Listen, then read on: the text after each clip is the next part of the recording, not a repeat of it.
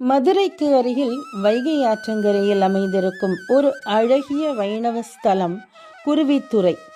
இங்கு இருக்கக்கூடிய பெருமாளின் பெயர் சித்திரரத வல்லப பெருமாள் என்பதாகும்.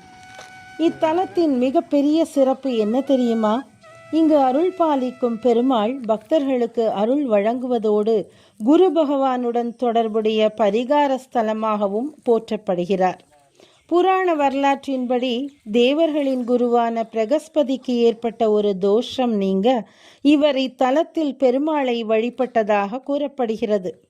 அதனால் குரு தோஷம், கல்வியில் தடைகள், திருமணத் தடை போன்றவற்றுக்காக பக்தர்கள் இத்தலத்திற்கு வந்து பிரார்த்தனை செய்வது வழக்கமாக உள்ளது. இத்தலத்தின் மற்றொரு சிறப்பு வைகை ஆற்றின் புனித நீருடன் இணைந்திருக்கும் அதன் இயற்கை அமைப்பு.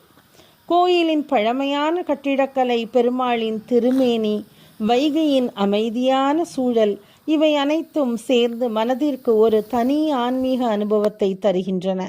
வாழ்க்கையில் தடைகள் நீங்கி நல்ல வழி ஏற்படுத்துவதற்கும் இப்பெருமாளை வந்து தரிசிக்கின்றார்கள். குருவின் அருளும் பெருமாளின் கருணையும் கிடைக்க குருவித்துறை சென்று நாமும்